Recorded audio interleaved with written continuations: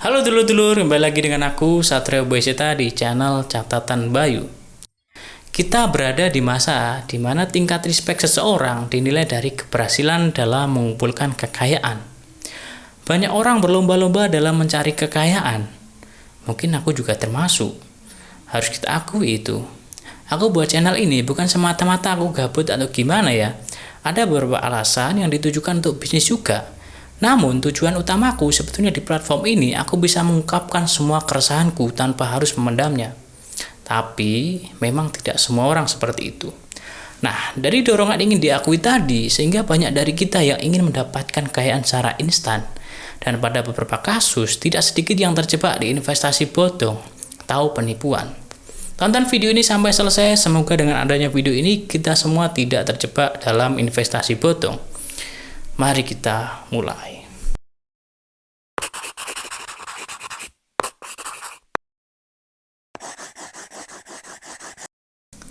Apa yang kalian bayangkan pertama kali mendengar istilah investasi? Emas, rumah, tanah, Bitcoin, atau yang viral kemarin, yaitu NFT, atau apa lagi? Yang jelas yang kita inginkan dari investasi adalah untung, atau istilah sekarangnya yaitu cuan. Mana mungkin kita berinvestasi tapi menginginkan kerugian? Tentunya tidak. Kita sudah mengetahui bahwa investasi pasti ada untung dan ruginya. Tinggal kita mau memilih investasi yang dirasa paling menguntungkan buat kita atau instrumen investasi mana yang dirasa cocok buat kita. Banyak cara dalam berinvestasi, mulai dari yang tampak sampai yang tidak tampak. Tentunya, pengetahuan tentang investasi sangat diperlukan di sini. Aku belum ahli dalam berinvestasi, dan ini adalah beberapa pemahamanku mengenai investasi. Jangan sampai kita investasi pada instrumen yang tidak kita tahu sama sekali cara kerjanya, agar terhindar dari investasi bodong. Kalau kita berbicara mengenai investasi bodong, maka kita akan mengingat skema piramid, binary, scam, atau yang paling terkenal adalah skema Ponzi. Semua hampir sama, namun berbeda. Kalau menjelaskan satu-satu, mungkin akan membutuhkan waktu yang lama dan belum tentu dulur-dulur memahaminya. Karena memang cara pengemasannya dibikin semakin sulit dan kompleks. Namun, setelah membaca beberapa jurnal dan artikel, aku mendapatkan kesimpulan ada beberapa prinsip yang sama mengenai investasi yang aman dan bodong. Yang pertama adalah skema piramid. Skema piramid biasanya digunakan pada bisnis MLM atau multi-level marketing. Skema piramid atau skema pemasaran berjenjang seperti namanya yaitu piramid. Jadi bentuknya semakin ke bawah, semakin meluas ukurannya. Cara kerjanya begini, seseorang merekrut dua orang. Dua orang tadi merekrut masing-masing dua orang. Dan seterusnya. Sehingga banyak membentuk jaringan. Penerima harus berbagi hasil dengan mereka yang berada tingkat yang lebih tinggi dari struktur piramida. Itu disebut sebagai skema piramid. Dan ini mungkin tidak sesuai konteks sih, tapi menurutku ini perlu dibahas juga. Karena banyak dari kita yang menganggap semua bisnis MLM itu adalah money game. Tidak. Seperti yang kita tahu bahwa MLM adalah sistem penjualan barang. Jadi ada dua jenis sistem penjualan, yaitu sistem konvensional dan sistem multi-level marketing. Kalau sistem konvensional, biasanya produksi dilakukan oleh pabrik, lalu disalurkan oleh agen ke toko-toko di bawahnya, retail sampai ke toko terdekat kita. Sedangkan MLM, cara penjualannya dengan cara membangun jaringan dari pabrik langsung konsumen melalui networking antar member. Dan sistem ini bisa memangkas biaya distribusi, jamnya lebih fleksibel, dan tidak terlalu membutuhkan modal yang besar seperti konvensional, karena tidak perlu menyiapkan toko. Tapi banyak juga yang menyalahgunakan sistem penjualan MLM menjadi money game. Bila kita menemukan MLM yang mendapatkan keuntungan atau komisi dari penjualan barang, bisa jadi MLM tersebut adalah yang benar. Namun jika kita menjumpai ada MLM yang mendapatkan keuntungan utamanya dari merekrut anggota, bisa jadi ada produk namun hanya sebagai kamuflase atau produk yang dijual kualitasnya tidak sesuai dengan apa yang dibayarkan. Kita patut skeptis atau curiga sebelum kita bergabung. Itu adalah penjelasan dari skema piramid. Dan yang lebih berbahaya lagi adalah skema Ponzi. Skema Ponzi adalah modus investasi palsu yang membayarkan keuntungan kepada investor dari uang mereka sendiri atau uang yang dibayarkan oleh investor berikutnya. Meskipun sering diserupakan satu sama lain, skema piramida dan skema Ponzi sebenarnya adalah dua hal yang berbeda. Skema piramida didasarkan pada pemasaran jaringan, di mana setiap orang di piramida ditugaskan untuk merekrut bawahan mereka, dan pada gilirannya mendapat untung dari penjualan dan perekrutan anggota baru. Skema ini akan gagal karena pada dasarnya membutuhkan jumlah orang yang tidak terbatas untuk bergabung.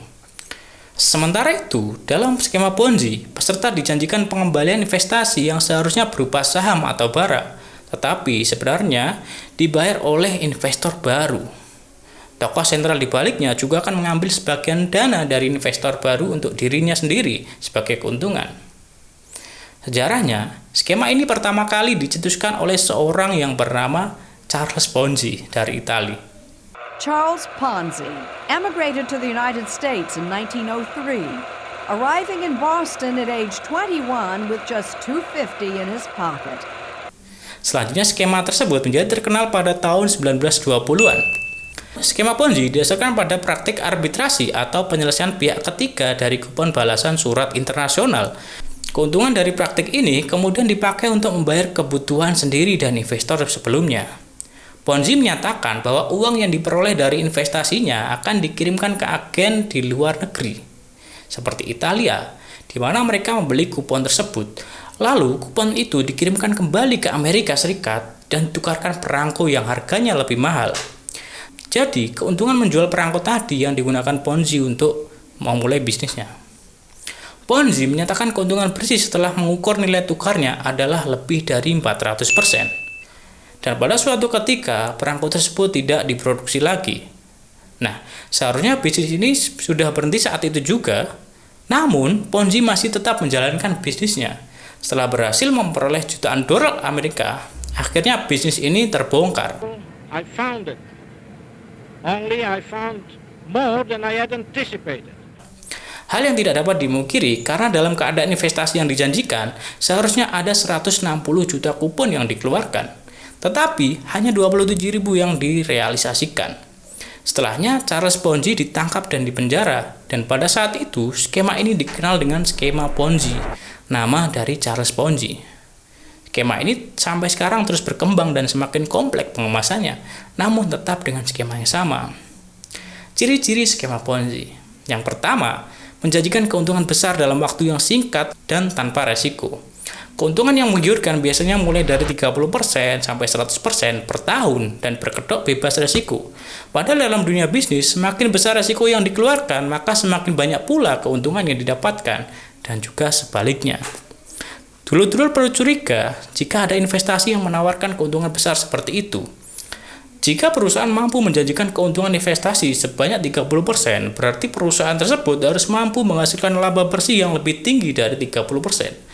Dan jika perusahaan mampu menghasilkan keuntungan di atas 30%, maka pemilik perusahaan tersebut seharusnya sudah menjadi orang paling kaya di dunia di daftar majalah bisnis keuangan Amerika atau Forbes. Kedua, proses bisnis investasi yang tidak jelas. Ketika dulur-dulur bertanya pada pelaku skema Ponzi tentang bagaimana mereka mendapatkan keuntungan dari investasinya, biasanya pelaku skema Ponzi akan berbelit-belit dalam menjelaskan, bahkan mengatakan bahwa proses investasi yang bersifat rahasia. Terkadang, dulur-dulur hanya akan diposisikan sebagai seorang yang spesial. Dulur-dulur seolah masuk sebagai orang beruntung yang punya kesempatan kaya mendadak. Terkadang pula, pelaku menjelaskan bahwa ia punya akses tertentu untuk menjadi kaya dengan informasi yang tidak diketahui publik. Tapi dulur-dulur tetap tidak tahu jenis usahanya apa. Bagaimana seorang bisa memutuskan untuk berinvestasi jika tidak tahu bagaimana perusahaan investasi tersebut menghasilkan uangnya? Terlebih, jika mereka menjelaskan tentang model bisnisnya yang biasanya terlalu kompleks dan sulit dimengerti bagi orang awam. Dulur-dulur perlu jeli dan berpikir ulang berkali-kali bila menemukan model investasi yang mencurigakan seperti ini. 3. Staf penjualan mendapatkan komisi dalam merekrut orang. Seharusnya, investasi lebih mengutamakan hasil dan kualitas produk, bukan pada komisi pada perekrutan orang.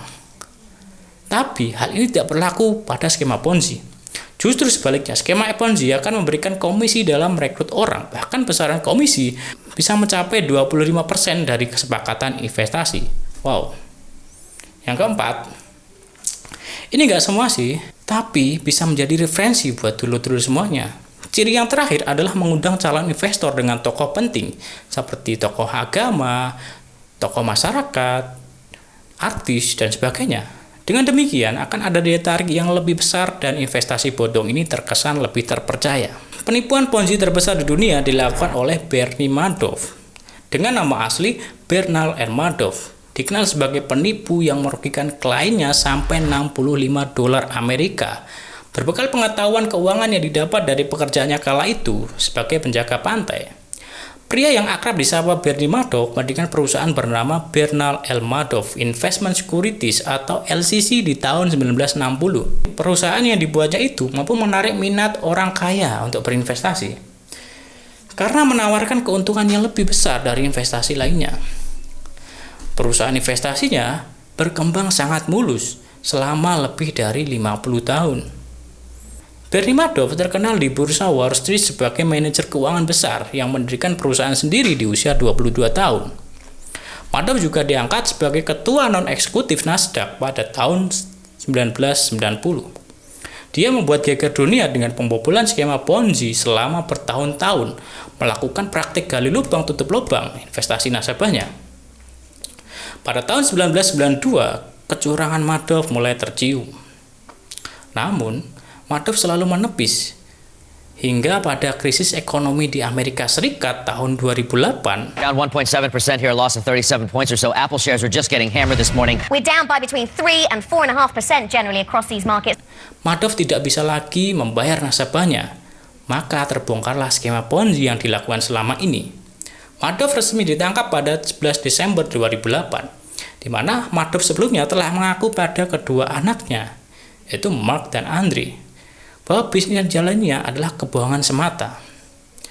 Kemudian kedua anak Madoff lah yang melaporkan ayahnya pada pihak kepolisian. Pria kelahiran Queens, New York tahun 1938 itu akhirnya dijatuhi hukuman oleh Dewan Juri pada tahun 2009. Dirinya ditahan di penjara Federal Bureau, North Carolina selama 150 tahun hukuman. Wow, kok nggak sekalian seumur hidup aja? Mungkin makamnya sekarang juga di penjara. Sekarang di Indonesia juga banyak investasi bodong yang menggunakan skema Ponzi, dan yang paling terkenal adalah First Travel. Pada kasus ini, organisasi tersebut bergerak sebagai Biro Perjalanan Umroh dan Haji.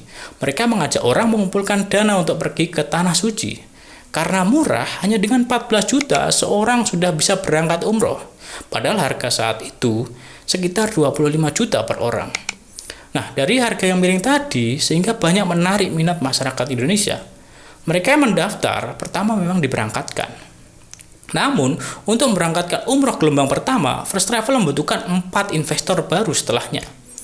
Selain dari memberangkatkan umroh lainnya, 3 orang pendiri First Travel juga mendapatkan keuntungan dari investor. Semakin banyak investor, maka pendapatan 3 orang itu semakin banyak pula. Dari kasus tersebut tercatat 63.310 calon jemaah tertipu dan dana terkumpul sejumlah 905 miliar digelapkan oleh ketiga pengurus utamanya. Wow, itu warnanya gimana? Penghentian kegiatan usaha tersebut dilakukan oleh Satgas Investigasi karena dalam menawarkan produknya, entitas tersebut tidak memiliki izin usaha dan berpotensi merugikan masyarakat. Oleh karena itu, pada akhir tahun 2019, pengadilan memutuskan bahwa ketiga bos First Travel tersebut dinyatakan bersalah. Ngeri kan, agama yang seharusnya dijadikan pedoman hidup malah digunakan untuk menipu. Dan tentunya, kasus tersebut tidak berhenti sampai di situ saja dan terus berkembang sesuai dengan perkembangan zaman. Saat ini, terdapat beberapa bisnis yang dicurigai menggunakan skema Ponzi dan money keep dengan berbasis media sosial, aplikasi, dan juga website.